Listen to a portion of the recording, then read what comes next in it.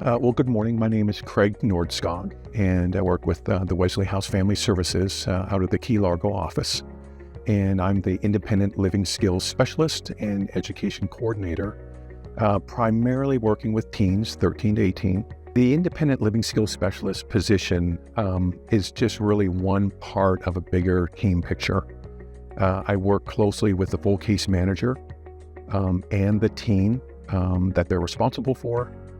And also their care provider, foster parent or relative that they're in care with. The independent living program begins when the youth turns 13. At 13, we provide them an assessment about their current skill level, ranging everything from daily skills, self-care, all the way through education and career planning, and ideally trying to identify what skills they need to work on or to develop further to make them independent by the time they turn 18. Based on the results of the assessment, it gives us a good idea of where to begin. However, typically with 13 and 14-year-olds, we find they're at the same level. They're beginning self-care and daily skills, washing dishes at home, doing chores around the house, being aware of their health and their well-being as they get older. And then as they get older, they have common interests by the time they turn 15, which is typically working towards receiving their learner's permit to begin driving. As they turn 17 and get closer to 18, of course, their needs change again. They want to start working. While in school, we help them find part-time jobs.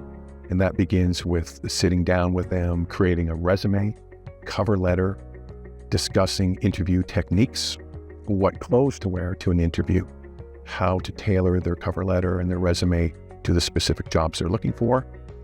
And we'll continue right through the whole process, show them how to do job searches online, help them fill out applications, sometimes even go door to door, just go into a local business, find the supervisor, manager on duty, the hiring manager, and present them as someone who's interested in working, and they can start right away.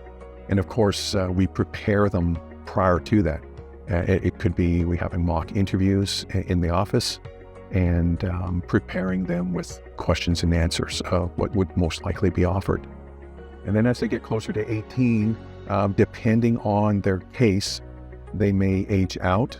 They may go into some of our extended foster care programs, which requires them to either work or attend school full-time to be eligible to continue through till about 21 years of age.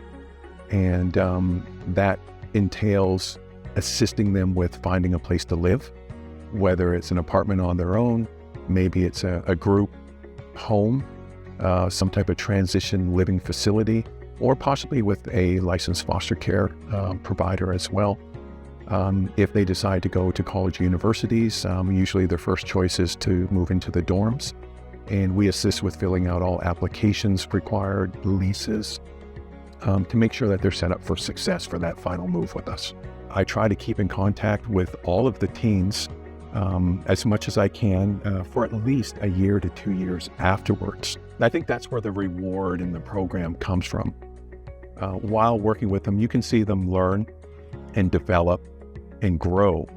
But once their case closes and you no longer see them on a daily basis, but you hear from them quarterly or a few times throughout the year, and you hear how happy they are, how successful they are, that's really the reward in the work that we do.